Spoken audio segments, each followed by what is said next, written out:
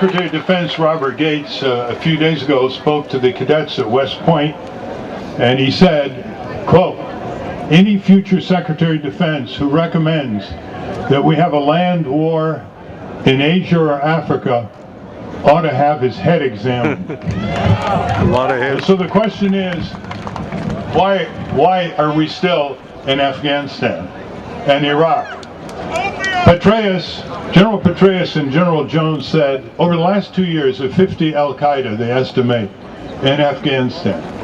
Why are we blowing that country apart?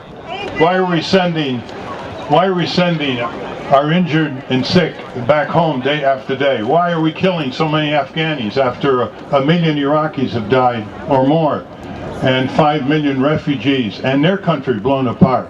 A phenomena that a recent book just out, Erasing Iraq, called sociocide.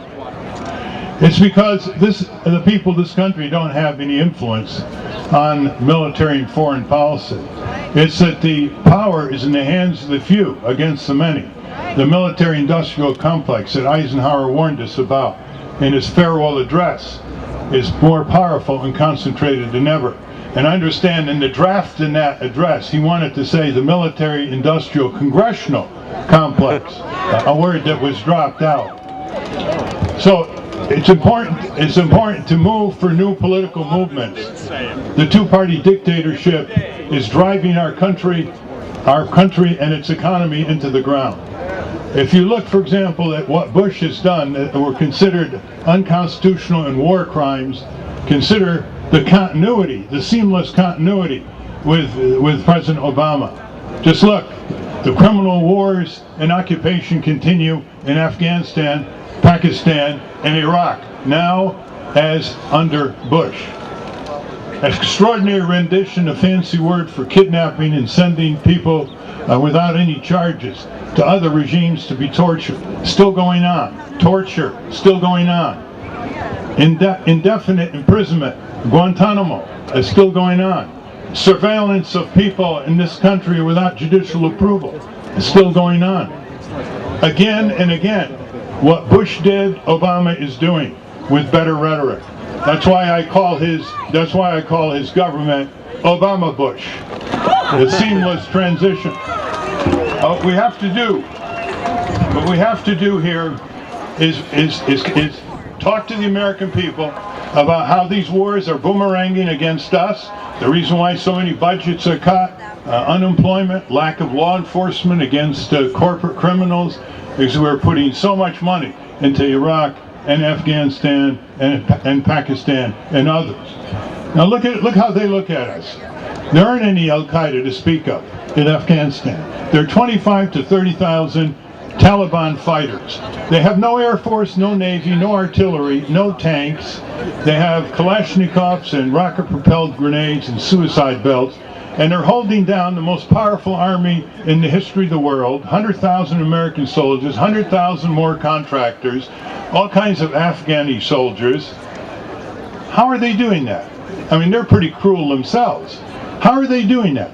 Because they have a cause that says expel the invader. Expelling the invader will be forever the cause of everybody in the world who is invaded. And so we better pay attention to the way the Afghani people who are not fighting, just going around their daily lives. When those 9 boys were killed by a drone on March 1st, their families are going to hate America, and their relatives are going to hate America and want to fight America. When those wedding parties were blown up by this so-sorry terrorism, helicopters, the same thing. We're boomeranging. We're creating enemies and fighters against us. So this is not a national security, it's just a reverse. It's creating hatred and violence all over the third world against the United States. And those militarists and those warmongers who are both Democrat and Republican are speaking on our behalf, and we must never let that happen.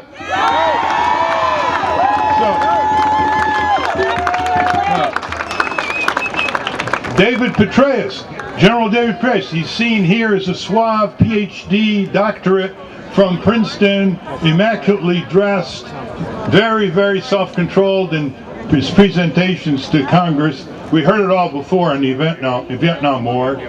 But overseas, he's seen in Afghanistan as the butcher of Afghanistan. And we have to begin looking at the way these people who never fought against us are being torn apart. That country's being torn apart. Never mind the Taliban fighters. Those nighttime kill raids are seen as metastasizing terror by people who are in their homes. They don't know when it's coming and what's going to happen, and their children. And it's all secret, and there's no accountability. Now, what do we do about this? Let's look at this very clearly. Everything we want at this gathering, if we want the wars to end and the peace to come, it's got to go through those 535 men and women in Congress who put their shoes on every day like we do. Kucinich's resolution to get out of Afghanistan had over 90 members of the House. There's another 100 members of the House who are on the fence. They need a push. I mean, that's a pretty good start to begin with. And the Vietnam War was stopped not only by the protests and the demonstrations, which were critical to the climate, and the lawsuits, and the sit-ins, and the civil disobedience, etc. They were stopped because finally Congress cut off the money. That's what Congress can do for this one. So, now here we are. We've got budget cuts in Congress. People from Harlem to East LA are being cut in terms of food rations, in terms of health care and child care, energy assistance to the poor in Appalachia and Maine are being cut. But what budget is not being cut because of the kind of organized citizen action that we have to learn from? The one budget that's going up is the U.S. foreign aid to the military, technological, and economic superpower called Israel that's suppressing, oppressing, brutalizing the Palestinian people. Yeah. So, how is this being done? It's being done by organized citizen action of a certain persuasion in every congressional district, led by AIPAC. Every congressional district. There was a time when that lobby was very weak. There was a time when they couldn't get any press. They couldn't get their calls returned. Now, anything they put on the table in Congress, they get over 95% of the members of Congress. That is the kind of citizen action to learn from. How do they do it? First of all, they don't blow off steam unless it's focused laser-like on every member of Congress. They go personally to every member of Congress. They go to their offices back home, whose addresses are in your phone book. They go to the offices on Capitol Hill. They raise money for their campaigns. But the most important power is the power to absorb the time of members of Congress who say to AIPAC, we'll do whatever you want, just get off our back. We got other things to do. In other words, everything we do has got to focus on each senator and representative, their grown-up children, their brothers, their sisters, their grandparents, their friends, their business associates. They're all back home, and you can find out who they are. I can't emphasize enough that we can have massive rallies. There was one 200,000 some of you were at in 2003. If we do not take that energy and zero it in on each member of Congress, say, okay, where are you now? Where are you going? What's your decision? What are you going to do? Bring the soldiers who are coming back from Afghanistan and Iraq.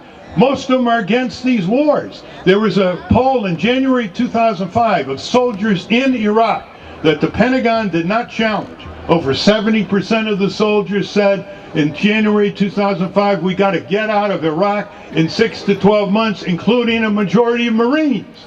And you don't think they think that's true about Afghanistan? We got to get them speaking to the media. You have on your side a majority of the American people. You think the majority of the American people now, suffering unemployment, suffering cuts, want their tax dollars, want their sons and daughters to go blowing countries apart that don't threaten us? Of course not. So you have what Abraham Lincoln called the public sentiment. With the public sentiment, we can do anything. Right. And that's what we have to organize. And so each and every one of you, if you haven't done it already, you go back and you get 10 people. You get your neighbors or friends and relatives, sit them down in the living room, and just connect with that general public sentiment, the energy to put that public opinion on a cutting edge impression on the members of Congress.